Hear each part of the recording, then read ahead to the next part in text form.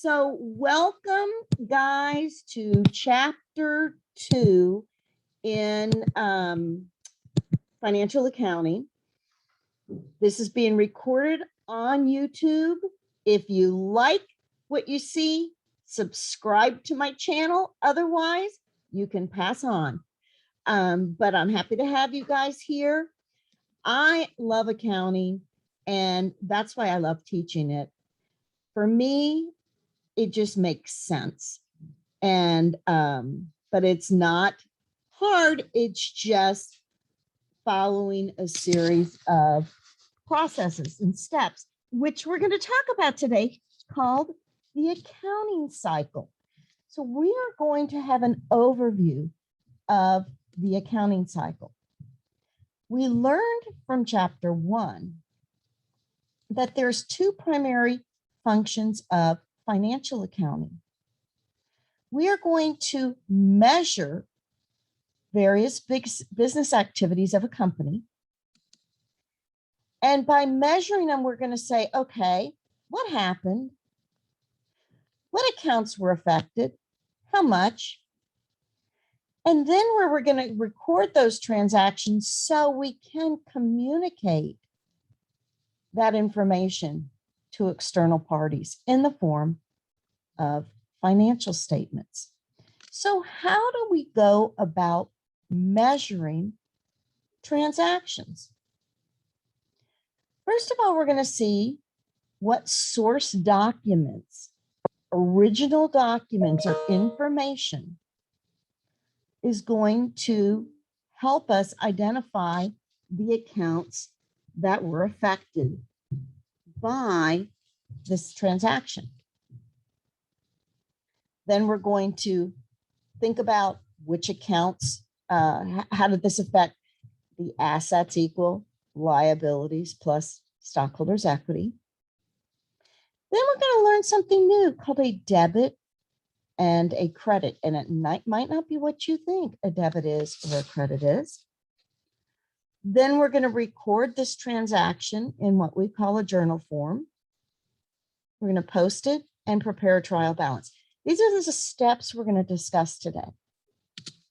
So measuring external transactions, again, we may use a check, we may use a receipt, we may use a purchase agreement or an invoice to get the source document and see what's happened. Then we look at, okay, how did this affect assets? Did they go up? Did they go down? Or we'll do the same with liabilities and stockholders' equity.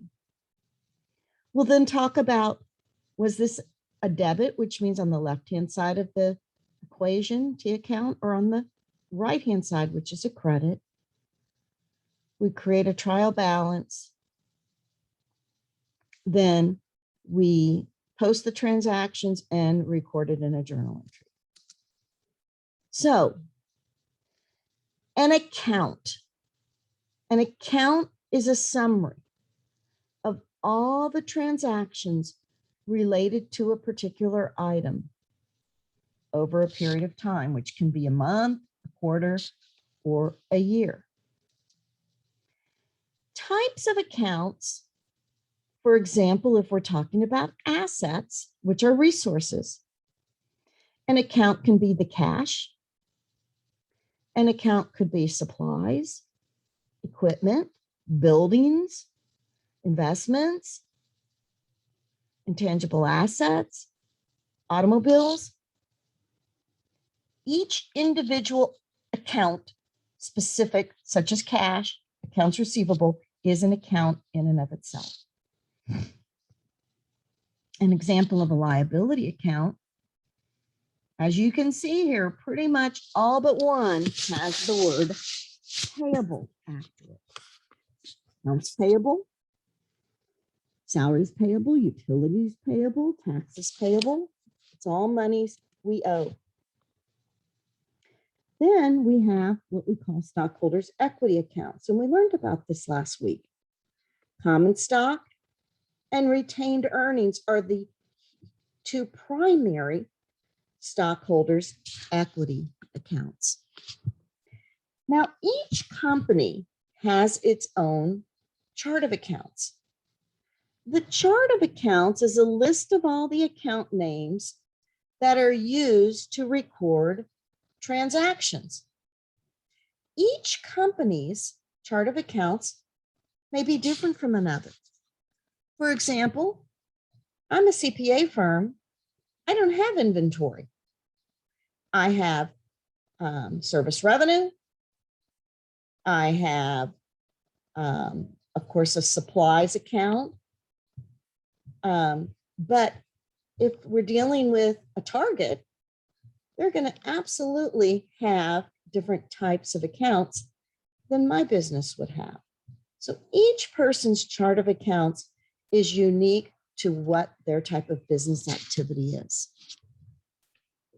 So now, when you analyze the impact of external transactions on the accounting equation, what we're going to do is look at this transaction and we're going to say, okay, what happened here? When this happened, did an asset increase? Did an asset decrease? Did anything happen with liabilities or with our stockholders' equity? We're going to see what happens, because at the end of each transaction, guys, this accounting equation always has to remain in balance. And you'll see what I'm talking about as we go through some examples. If we have a transaction where our total assets increase, then we know the liabilities or the stockholders' equity must increase by the exact same amount. However, if our assets decreased, then we know our liabilities or our stockholders' equity must also have decreased by the exact same amount. So for every transaction we're going to look at, we're going to think of one account that was affected by this transaction. And did that account increase or did that account decrease? That's important.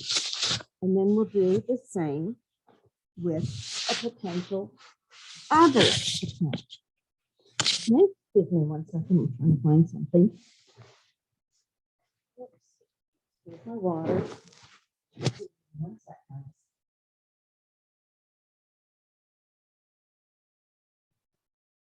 I'm just going to shut this door because it's my washing machine.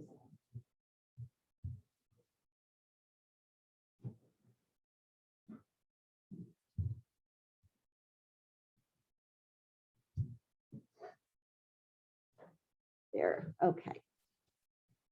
So usually with every transaction, there will be a minimum of 2 accounts that will be affected by that transaction. So we want to be, we're going to identify which accounts were affected and did those accounts increase? Excuse me, let me take a sip of water. Or did those accounts decrease? And then we'll do the same with the second one.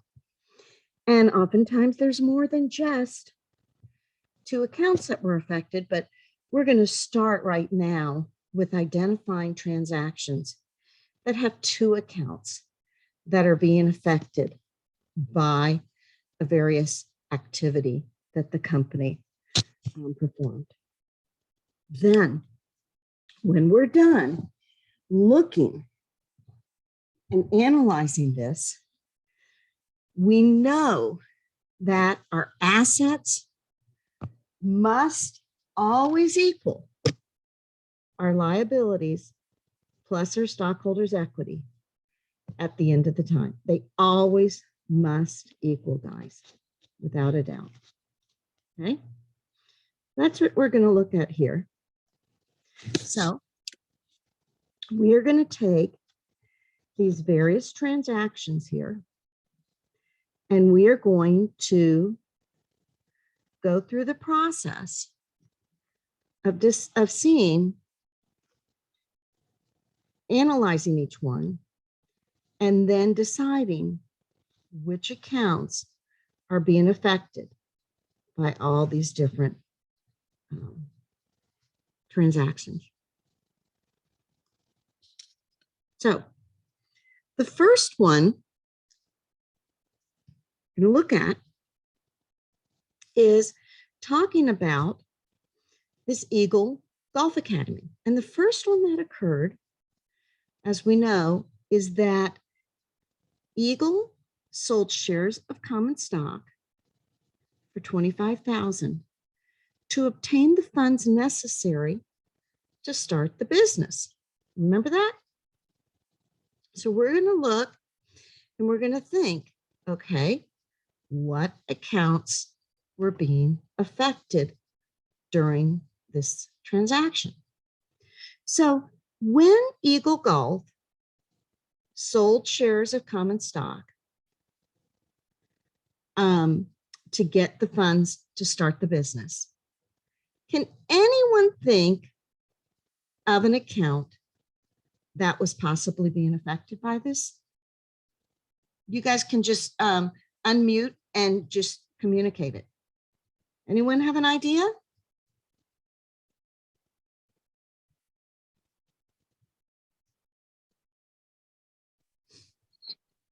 It's cash and common stock. You got it. Cash did what? Did it increase or decrease? Increase. It increased. So we know one account, thank you so much, cash increased by $25,000. Also, common stock was the other account. Common stock also increased by $25,000. It also increased by $25,000. Excuse me, I paused my screen. Let me start it up again.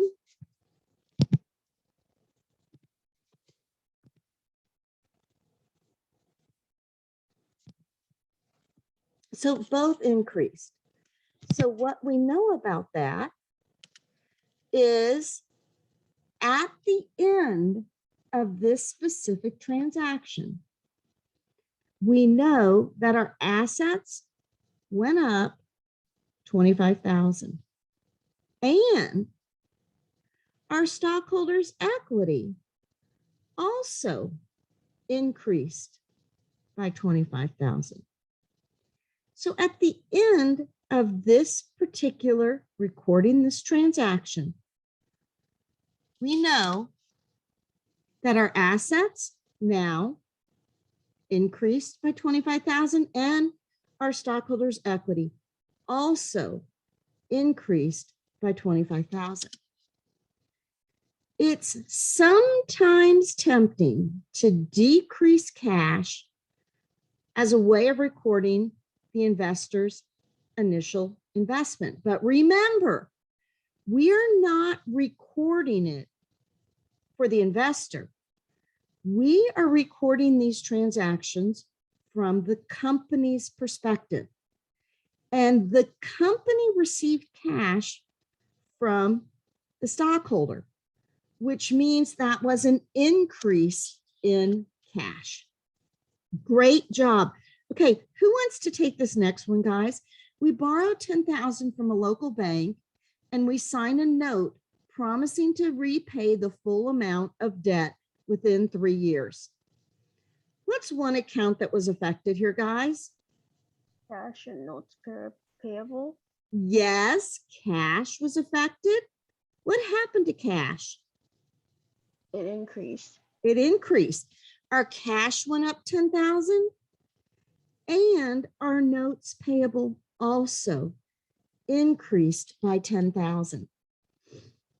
Guys, do we balance? Do our assets equal our liabilities plus our stockholders' equity? They Yeah. do, don't they? Okay, let's take this next transaction, guys. We purchased equipment necessary for giving golf training, 24,000 cash. What's one account that was affected?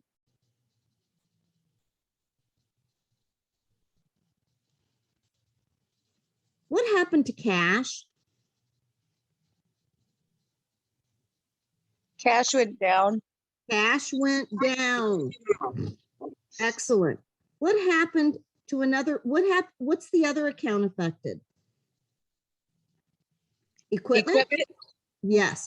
What happened to equipment? it went up. Correct. Equipment went up. So guys, in this example, one asset called equipment went up.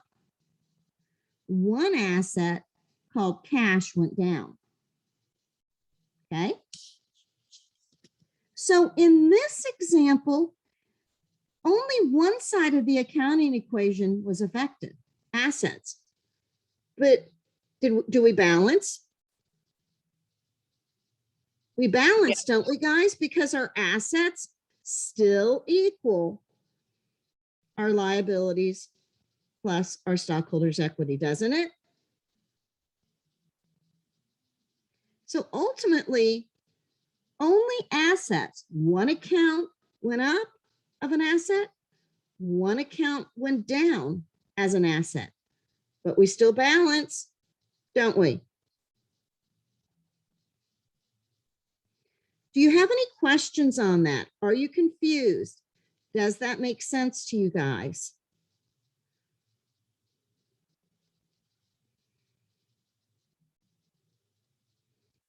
Guys, I'm assuming it makes sense if you don't have any questions, right?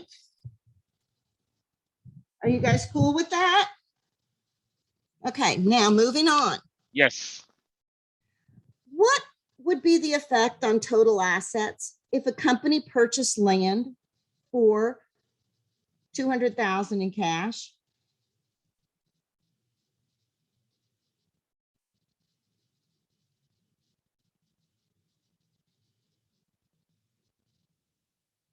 What do you guys think? What would be the effect on total assets? Wouldn't it just be like our example with the equipment?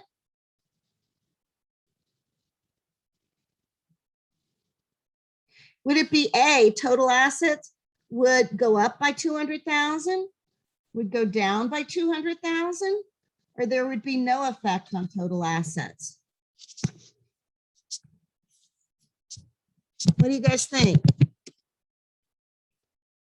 There would be no effect on total assets, would there? Because one asset land would go up, and then the other asset, cash, would go down. So we'd basically not see any effect on assets. Now, after each transaction, the accounting equation must always remain in balance. In other words, assets must always equal liabilities plus stockholders' equity. Does that make sense, guys? Are y'all cool with that? Now, the next one is going to be something new we're going to learn today. This account is called prepaid rent. It's when you pay rent in advance for a year or a period of time. That's an asset because that prepaid rent provides us with a future resource, which means rent, because we paid it up front. So in this example, when we pay 1 year of rent in advance for $6,000, $500 a month, one account that is affected is cash. It goes down. But this new account we're talking about called prepaid rent is an asset. Prepaid rent will go up And again, in this example, one asset goes down, one asset goes up, but we're still in balance. Our assets still equal our liabilities plus our stockholders' equity. Then, when we purchase supplies on account, this means we did not pay cash for those supplies. We purchased them and they're sending us a bill that we need to pay at a later time. When we purchase supplies, supplies an asset. So we will increase our supplies account, which is an asset. And since we didn't use cash to pay this, we're paying it what's called on account, which means at a later time. We have now increased what we call our liability account called accounts payable. We owe that money to the supply place. Therefore, in this example, our asset supplies increased, our liability account called accounts payable increased by the same amount.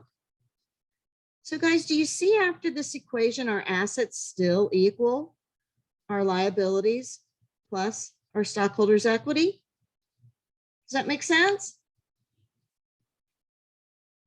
Next. All we're going to do here is just add a piece to our stockholders' equity. And what I mean by that, do you remember when we talked that we said net income is added to the retained earnings? Do you remember that? How we take the beginning balance, we add net income, and we subtract dividends. Do you remember that from last week? Well, what is net income? Net income is revenues minus expenses. That makes net income. So when we start talking now about this accounting equation, we know that the revenue section will increase our retained earnings, and the expenses from the net income statement will decrease our retained earnings, because remember, we add net income, which is revenues minus expenses. So all we're doing here is helping you understand that with each transaction, if they involve revenues, they are part of the stockholders' equity section in retained earnings that increase our retained earnings. And the expenses will decrease our retained earnings. Ultimately, it's the same effect as adding net income there.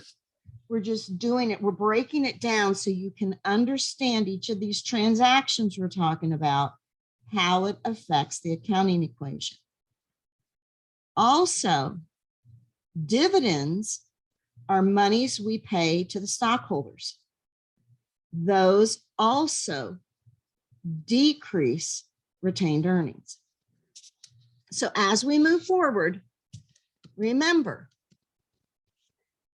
revenues increase the retained earnings, stockholders' equity, and expenses and dividends decrease retained earnings. So now when we provide golf training to customers for cash, can you think of an account that increases? Cash. Doesn't cash increase? And what, because we're providing golf training, that is service revenue. Service revenue is a revenue account. So our cash increased and our service revenue on the income statement increased, which ultimately increases our stockholders' equity section. But guys, we still balance, don't we? Assets still equal liabilities plus our stockholders' equity. Now here's a little different. We provided golf training lessons, but we provided them on account, which means that our customer has not paid it yet. They owe us the money. We will receive the money from them. This is a new asset account we are now learning called accounts receivable. We provided the service, but we're due the money. We have not received the money yet. So that is an accounts receivable. So that accounts receivable increased by 2,000, and our service revenue also increased by 2,000. But do we still balance, guys? We do. We still balance. Our assets still equal our liabilities plus our stockholders' equity. Right? Excuse me, I'm just trying to see what time it is. 8:31. Okay. Moving on.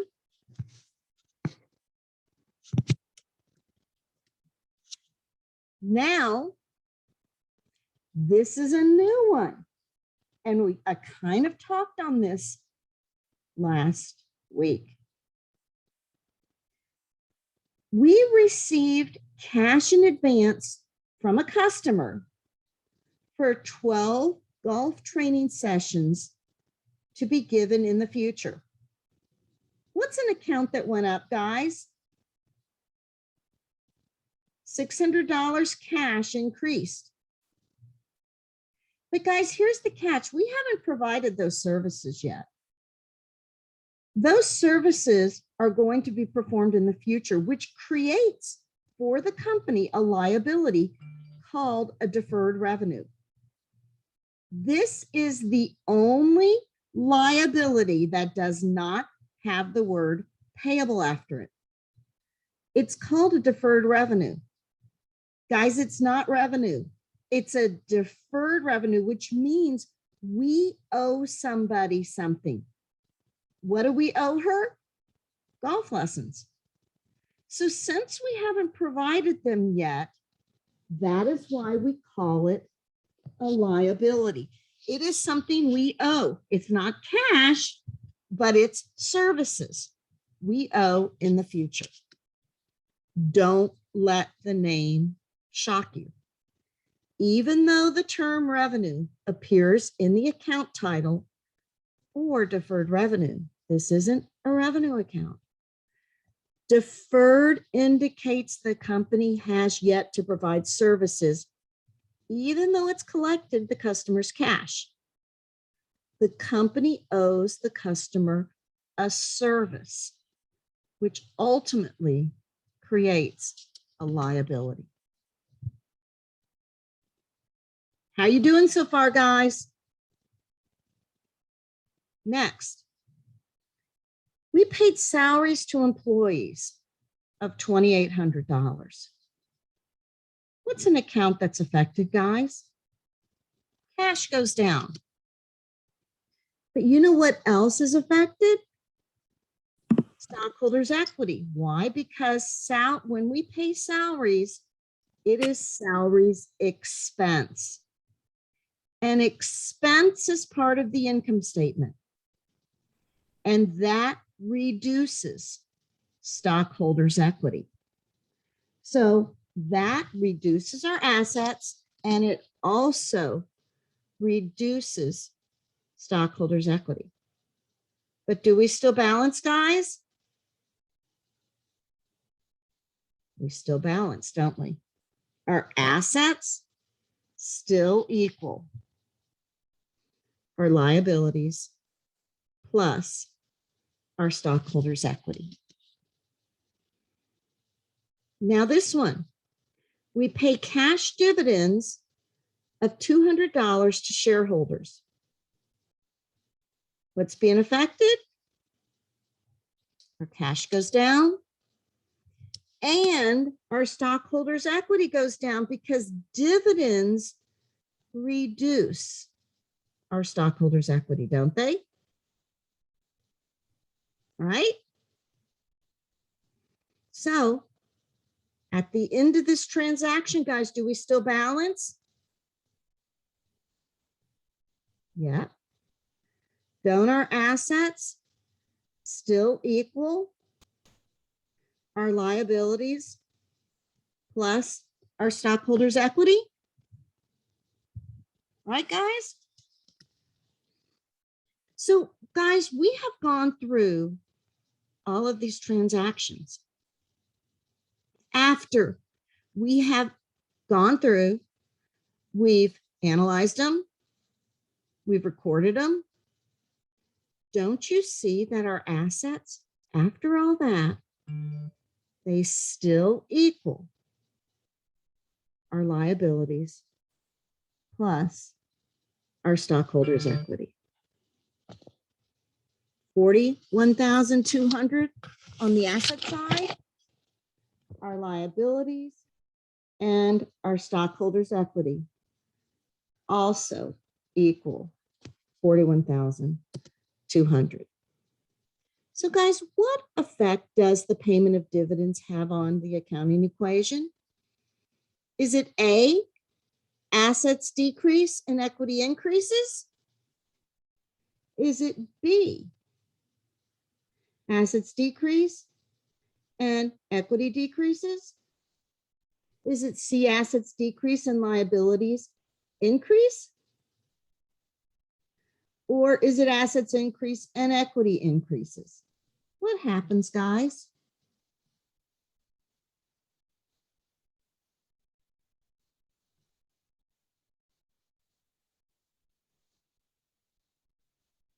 Any thoughts?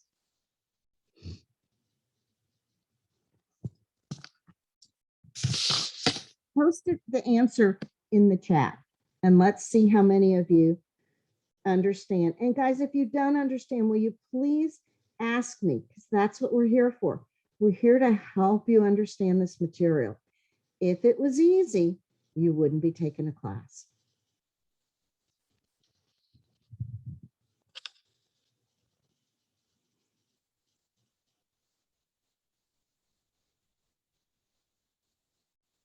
What do you guys think?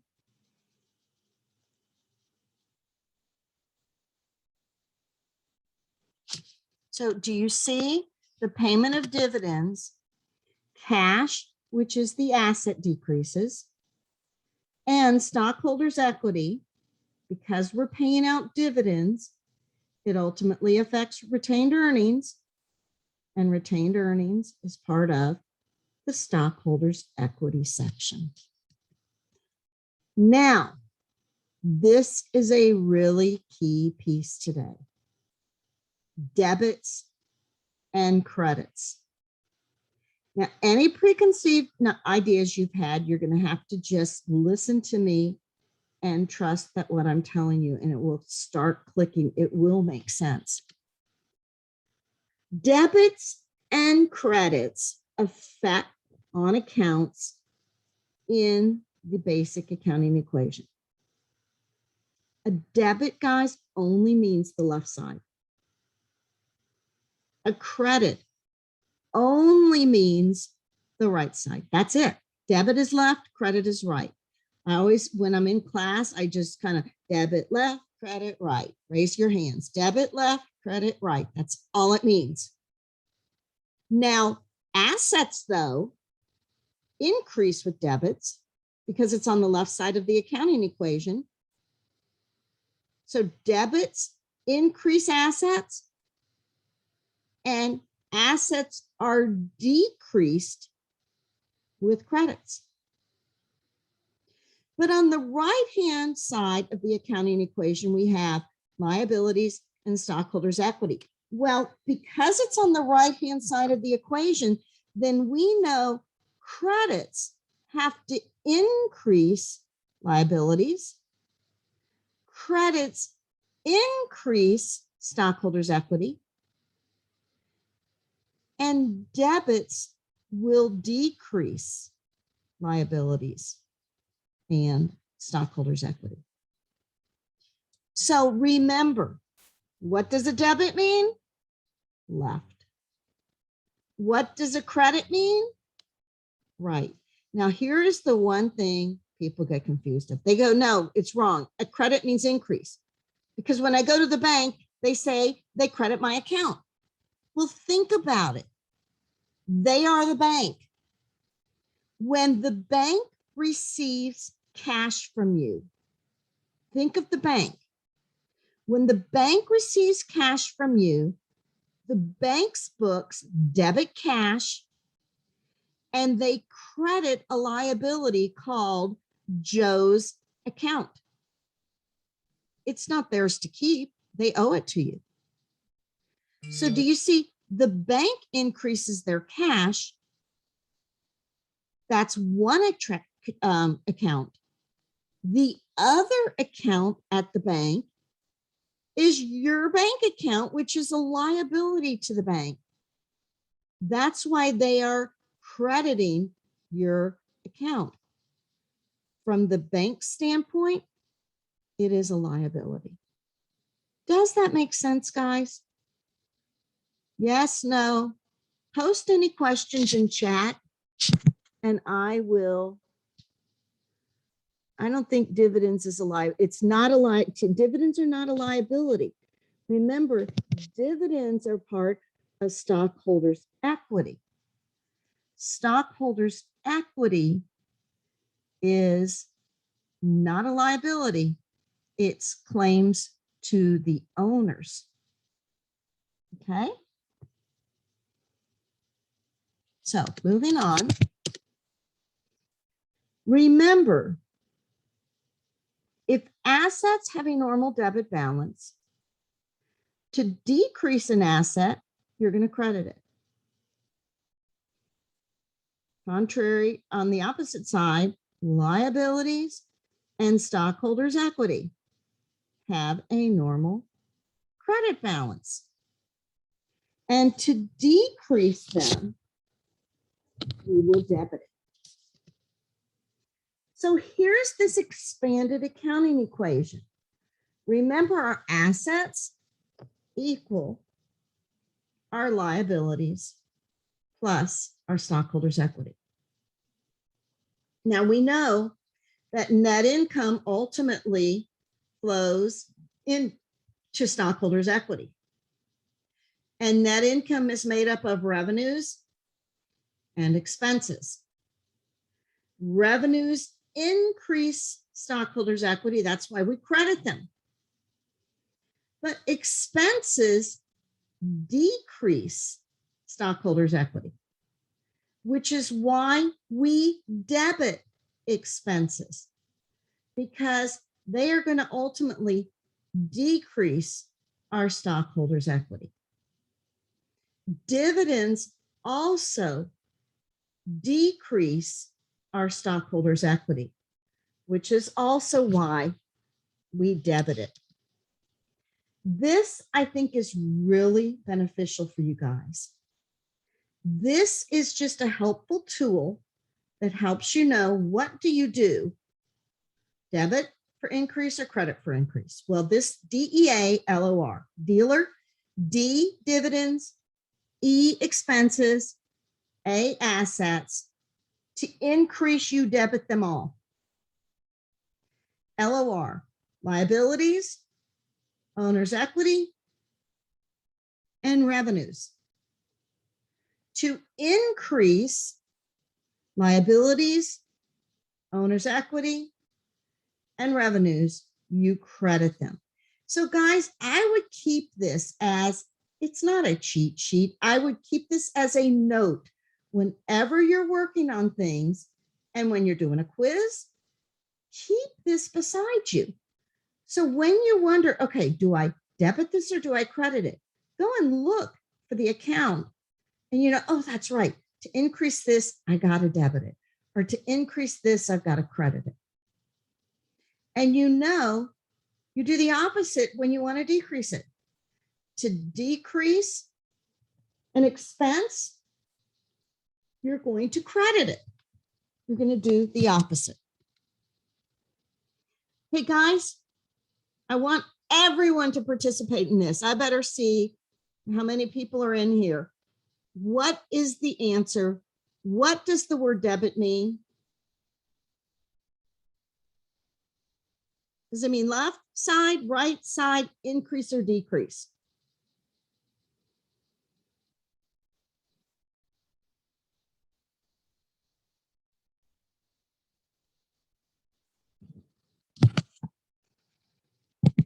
Awesome, guys. It means left side. And so now what we're going to do is we're going to take all this we've learned and we are going to record transactions in a journal in the form of what we call a journal entry. So what we're going to do is take again these transactions we've looked at, and we are going to think through which accounts were affected and did those accounts increase or decrease. And then we're going to look at what kind of account it is and decide, okay, do we debit or do we credit here? Okay. So on December 1st, Eagle Golf Academy sells shares of common stock to investors for $25,000 cash. We know cash increases and common stock increases. Now, cash is an asset. When an asset increases, we debit it, put it on the left-hand side. When common stock increases, we credit it. We put it on the right-hand side. Did I say the cash goes on the left-hand side? The common stock goes on the right-hand side. This is a journal entry, guys. We always put our debits first. So in a transaction, the accounts that are debited always go first. Then that is followed by the accounts that we must credit. Okay. Many students forget to indent the credit account names. For the account credited, be sure you indent both the account name and the amount, as you see back here. See how the common stock is indented and the credit for cash is shown on, the debits stay on the left-hand side and the credits stay on the right-hand side. So now we are going to record all those journal entries and then we post them to the account. Now, guys, in the real world, software does this, but you have to understand what the software is doing. So posting is the process of transferring all the debits and credit information from the journal to individual accounts in the general ledger. The general ledger provides a single location, the list of transactions affecting each account, and ultimately the account balance. You see when we post, we show it's the account title, the transaction date, the transaction description, and the columns for debits and credits, and ultimately the ending balance. So to post this first transaction, cash and common stock, what we'll do is we'll go to the account called cash and post this transaction with the date first, December 1st. We show we issued common stock for cash. And since that's a $25,000 debit, we debit this, put on the debit side $25,000 for an ending balance after this transaction of $25,000. We do the same for common stock. We show common stock is a credit. We go find the account common stock. We show the date, the description, and we credit this account for $25,000. Okay, we're going to do that for every single account or transaction. And ultimately, for every account, we will end up with an ending balance.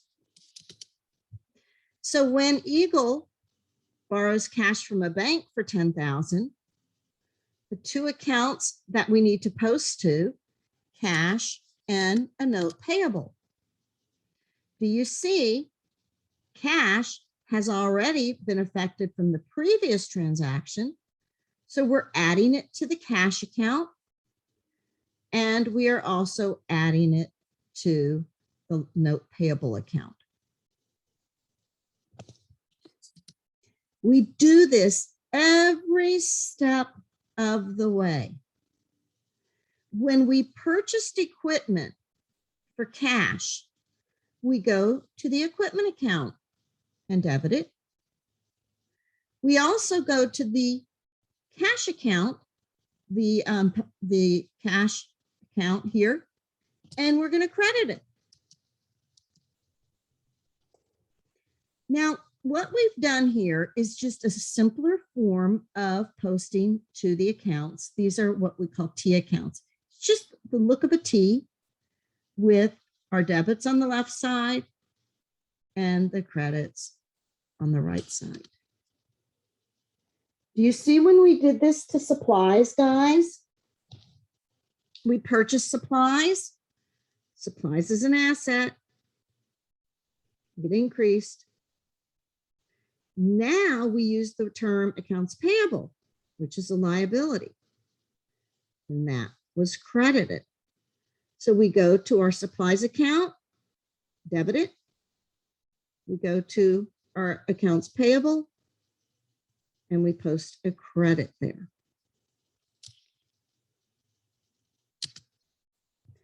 When we provide golf training to customers for cash, we go to our cash account, debit it. We go to our service revenue, we credit it.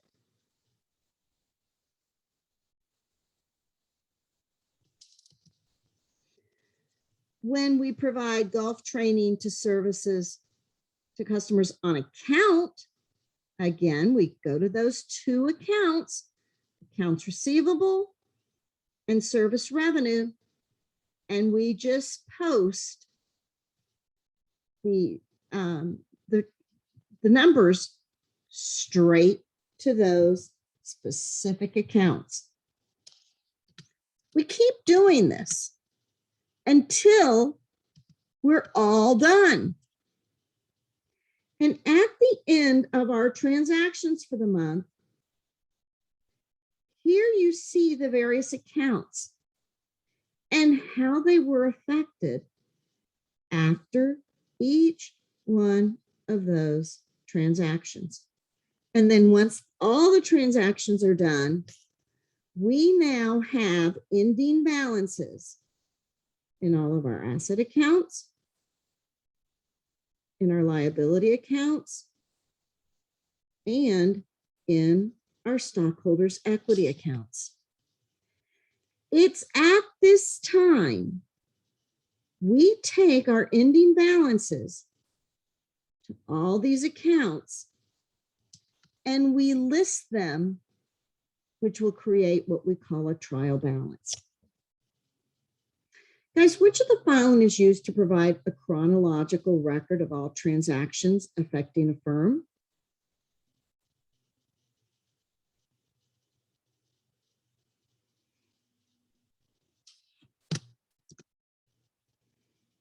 Remember, the journal does that through the form of journal entries.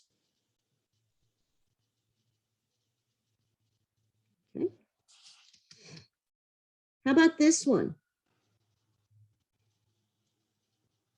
Which of the following accounts would be debited when a company pays $12,000 in advance for 1 year of rent?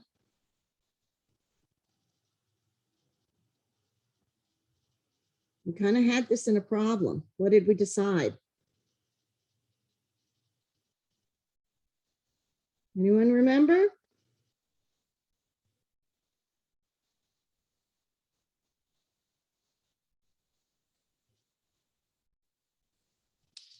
don't we debit prepaid rent?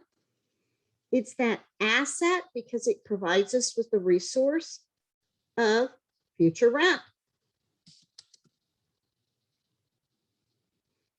So once we have done this process of analyzing our transactions, guys, of putting them in the journal form, of then posting them to the various accounts, where at the end we see ending balances.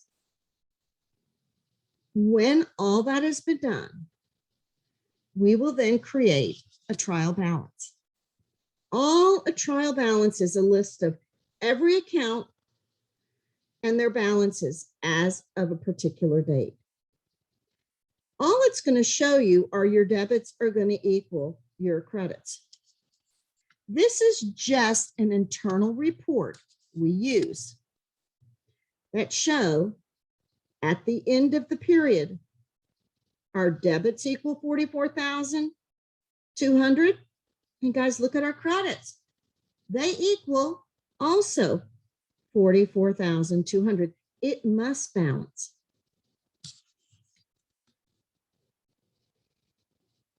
Which of the following accounts would appear in the credit column of a trial balance, guys? Any ideas?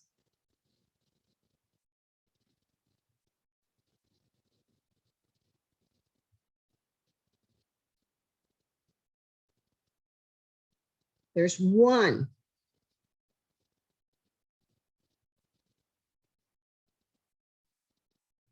How about someone blurt it out? Unmute your mic and blurt it.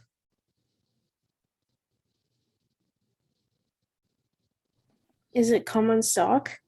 Yes, it is. Excellent. It is common stock. Common stock is on the right-hand side of the accounting equation. Therefore, common stock is going to be a credit balance. So guys, this chapter is really fundamental in grasping these concepts. Now, the next chapter I'm going to spend 2 weeks going over. This chapter you've learned a lot. And so it's really important that if you have questions, you go back and you look at this lecture. But if you can give yourself the benefit to write out the accounting equation, and remember, the accounting equation, assets equal liabilities plus stockholders' equity, mean assets will always to increase have a debit balance, liabilities and stockholders' equity will always have a credit balance to increase. Then when we create that expanded accounting equation, you know that revenues increase our stockholders' equity, expenses decrease our stockholders' equity, and dividends also will decrease our stockholders' equity, right? Does anyone have any questions on this that we've gone through so far? How's everyone doing? I have a question. And I actually saw it, I remember that I saw it from last week's chapter in the quiz or homework, and it asked us to answer in order of liquidability, I think it was. We had to put the assets and the liability in order of that. And I was just wondering which one would come first in that case for assets. Would it be building or any accounts receivable? Accounts receivable would always be more liquid than buildings. And here's why. The accounts receivable were more apt to get within 30 days to convert it into cash. A building is more difficult to convert to cash because you need someone who can buy it. Okay, so oftentimes big buildings are harder to get liquid to sell because only certain people can do it. And it's a process of being able to go through the selling of a building. So liquidity, cash is always your most liquid because it is liquid. And then from there, you will go by order like prepaid rent. To convert that into cash is a little quicker. But a building, an automobile, those are all harder to convert into cash. Okay, so liquidity, definitely the items such as supplies, accounts receivable, prepaid rent are definitely more liquid. Got it? Yes, thank you. Okay. So I am going to now, if there aren't any questions, I'm going to end this recording here.